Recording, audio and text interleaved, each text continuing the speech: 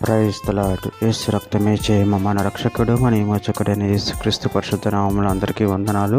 చిన్న ప్రార్థన ద్వారా ఉదయకాల వాక్య ధ్యానం చేసుకుందాము. పరిశుద్ధుడ మహాగణుడైన దేవ యేసయ్య, సర్వాధికారినైన మీకు వేలది వందనంలో కృతజ్ఞత స్తుతి స్తోత్రం చెల్లించుకుంటున్నాను. దేవ ఉదయకాలం ప్రభు వాక్య భాగం ధ్యానిస్తుండగా వాక్య భాగం మాకు అర్ధభాగంలో సహాయం చేసి మీ కృపలో బలపరిచి మీకు మాదిరిగా మమ్మల్ని నడిపించమని ఈ చిన్న ప్రార్థన ప్రభువు యేసుక్రీస్తు అతి పరిశుద్ధ నామములో అడిగి వేడుకుంటున్నాను తండ్రి. Amen amen.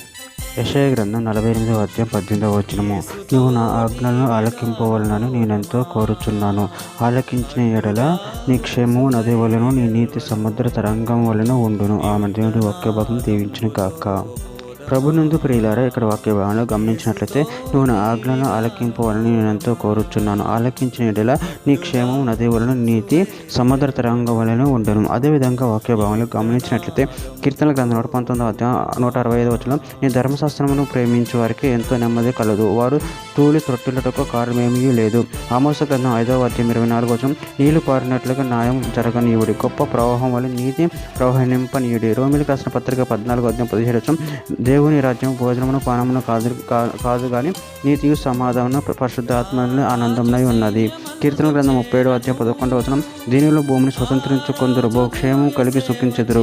కీర్తన గ్రంథం 119వ అధ్యాయం 64వ వచనం, యెహోవా భూమి నీ కృపతో నిండి ఉన్నది, నీ కట్టును నాకు బోధింపుము. సామెతల గ్రంథం 1వ అధ్యాయం 33వ వచనం, నా ఉపదేశం అంగీకరించేవాడు సురక్షితంగా నివసించును, వాడు కీడు వచ్చినను భయం లేక నెమ్మదిగా ఉండును.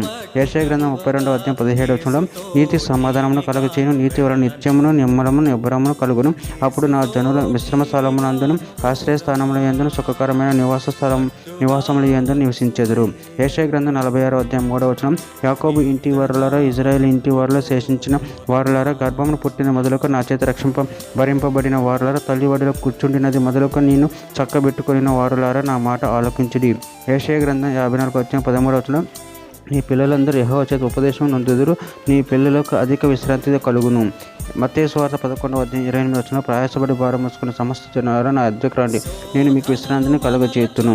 చివరిగా ఒక మాట, ఫిలిప్పీయులకు రాసిన పత్రిక 4వ అధ్యాయం 7వ వచనం, అప్పుడు సమస్త జ్ఞానమునకు మించిన దేవుని సమాధానము యేసుక్రీస్తు వలన మీ హృదయములకును మీ తలంపునకు కావలి ఉండును. ఆమె దేవుని వాక్య భాగం దీవించిన కాక చిన్న ప్రార్థన చేసుకుందాము.